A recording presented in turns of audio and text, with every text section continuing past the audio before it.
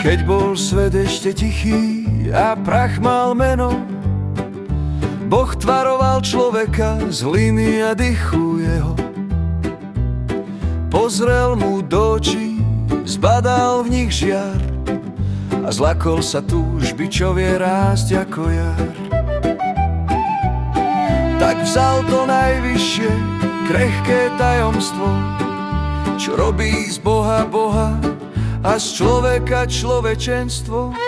Nezakopal ho do hĺbky zeme, tam by si kopal, až kým by si ho vzal. Nepotopil ho do tmavej peny, tam by si sa ponoril, až na samom nehľadal. Nedával ho na vrcholy hor, lebo viem, že by si vyšiel vyššie než strach.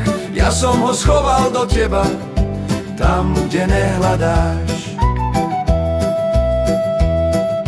Hovoril si možno v kameni, možno v mori, možno v chrámoch, kde sa ticho modlí. Bežíš za svetlom, čo svieti zvonka, no vnútri ti horí malá iskra, tichá a krehká. A keď sa pýtaš, prečo chýba smer, odpoveď šepká hlas, čo verný je len tebe.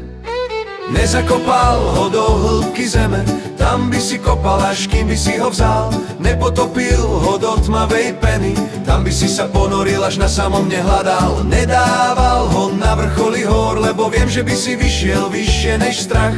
Ja som ho schoval do teba, tam, kde nehľadáš.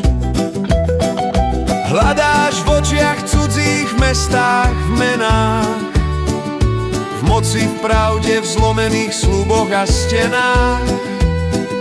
A pritom stačí sa na chvíľu zastaviť, zavrieť svet a dovnútra sa pozrieť.